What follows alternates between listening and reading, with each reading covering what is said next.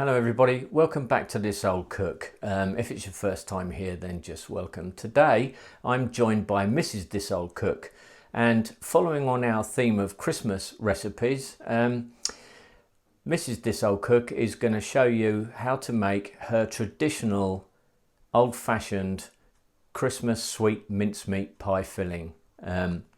So without further ado, I'm going to hand you across to Mrs. This Old Cook. So I've weighed and bowled up all my ingredients, which we will go through and will be in a recipe list in the comments section. First thing that I like to do is to make sure that I have grated the zest and juiced 2 oranges and 2 lemons. They're ready in the bowl. So to my orange and lemon juice, I'm now just going to strain and put in my chopped apple. So this was 2 large Bramley cooking apples.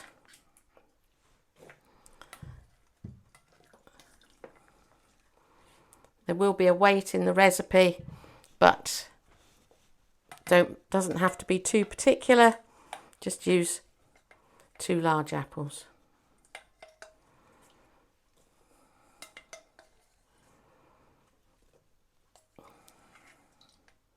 Okay, so we'll just mix them in with the juice. I'm now going to start to add my dry ingredients. I've got 400 grams of raisins. And at each stage, just going to give it a little stir just to start getting everything mixed together.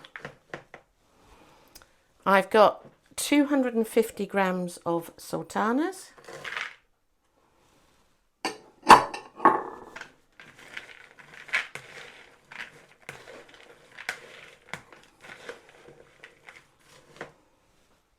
,250 grams of currants,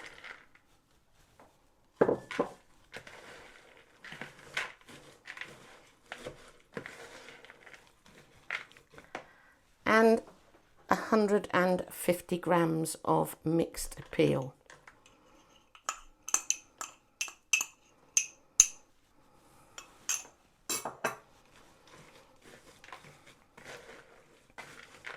So this is a nice, simple, straightforward, does need a bit of time, bit of preparation in advance, but then once you've got everything mixed, you're more or less done. So get all that fruit all mixed together. We will be leaving this, and that will help the fruit to expand and for the apple to soften. I'm now going to add some dark brown soft sugar, and I've got 350 grams of that.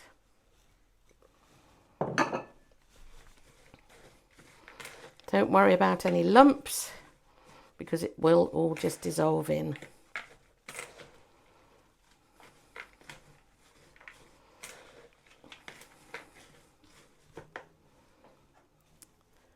I've got some chopped almonds here. If you prefer yours in little slithers, you can buy them whole and cut them yourself, but I've just got some chopped almonds here, 50 grams.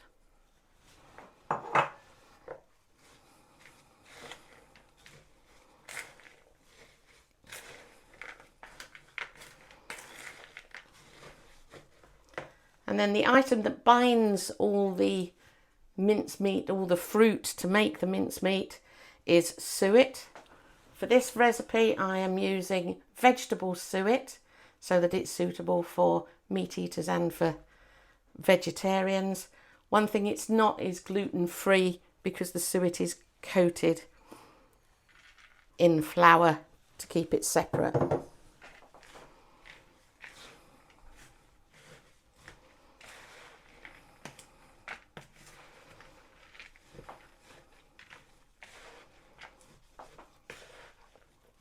So we're just starting to get all this mixed together. Now I'm going to add my spices, and this is where the smell of Christmas comes in.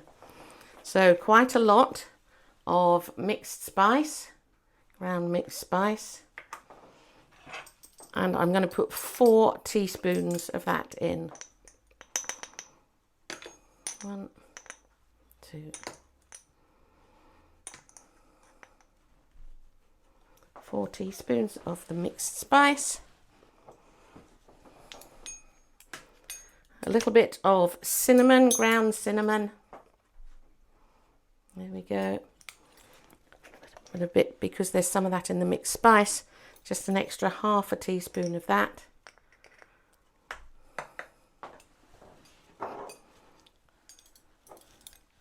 And a ¼ teaspoon of ground nutmeg.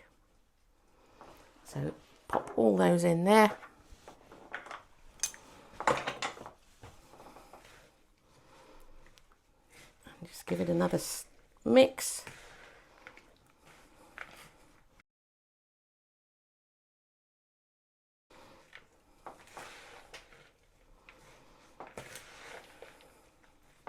Get the sugar mixed well in.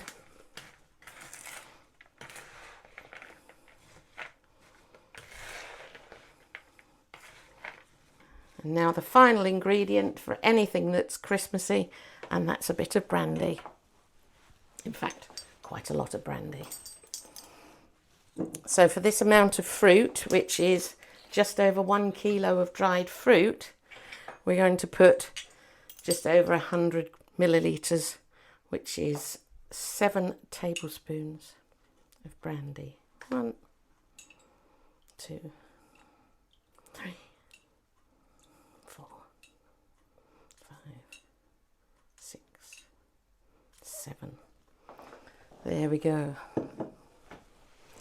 That will, of course, cook out when you make your mince pies or your mincemeat strudel or whatever it is you're going to use the sweet mincemeat for. So don't worry about that, but it does give that lovely extra level of flavouring.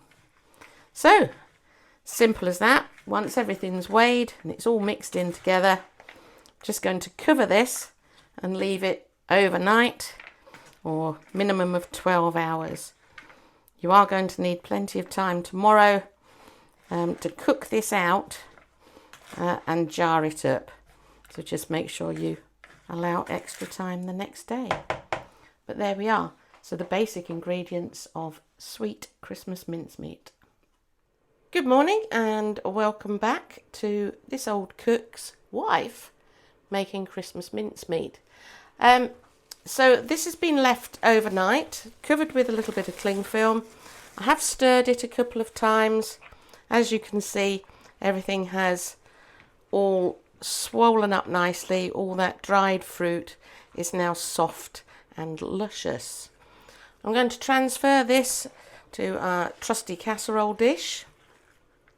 So it's quite heavy. Don't forget we have over 1 kilo of fruit in there, plus the sugar and liquids. So just tipping all this in. As you can see, there's very little liquid. It has all been absorbed by the other ingredients. Get those last bits of apple.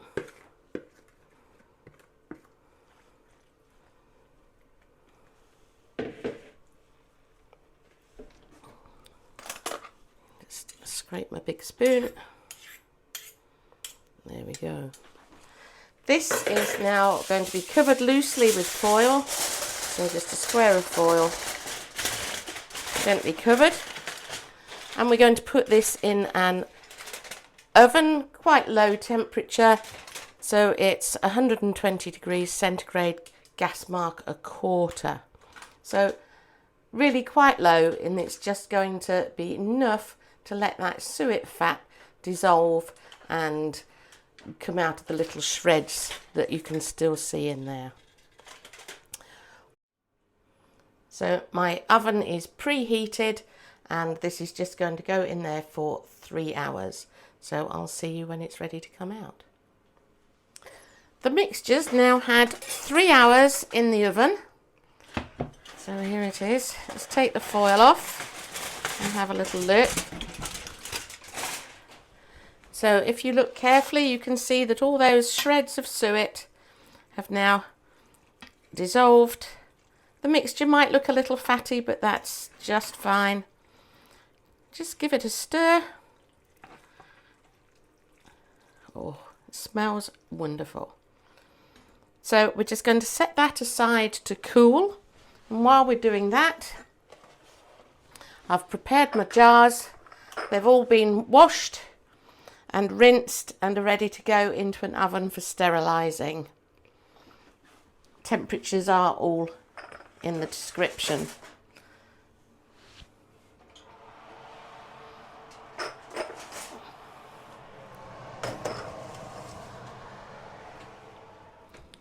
While they're sterilising, I will stir the mixture another couple of times just as it cools.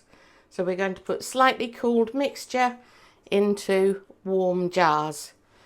The jar lids I will put in 5 minutes before the end of the sterilising. They don't need quite as long as the jars themselves. So the jars have had their time in the oven sterilising. As you can probably see, I've got 14 jars here. I'll probably only need 12 of them, but it's always good to have at least 1 or 2 extra.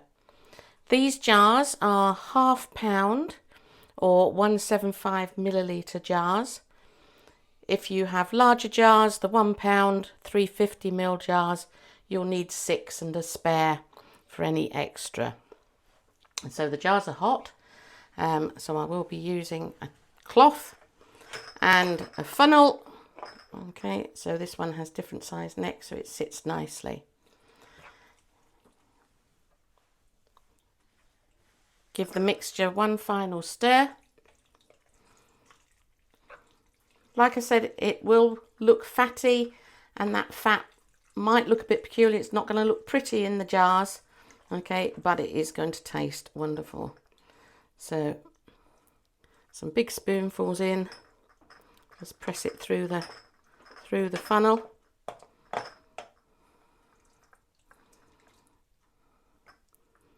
Okay, you get a fair bit in. Just push that last bit in with a teaspoon and get the spoon right in to let any air pockets out. So that's one. I'll do the next one.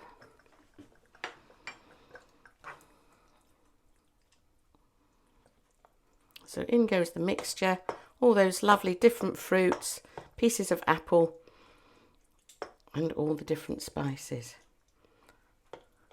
So I'll carry on with this, and when I've finished all the mixture, I'll come back and show you what the end product looks like. So I've finished filling my jars now. I kept stirring the mixture as I went along to make sure that the fat was evenly distributed. As you can see, I didn't actually even need my 12 jars this time. It's made 10 and a half. That just depends on your fruit and how it all swells up and absorbs the liquids. So giving the tops of the jars a quick wipe. They're still quite warm. Pop the lids on. I will check and retighten those lids once the jars and mixture inside has fully cooled. The reason it might not look really as pretty as this once it's cooled down is that fat may well solidify and look a bit white on the outside, but that's all normal. So there we go. That's Christmas mincemeat, ready to use in a variety of different recipes, and I will be returning to do a guest appearance on a couple of those recipes over the next few weeks. So homemade Christmas mincemeat.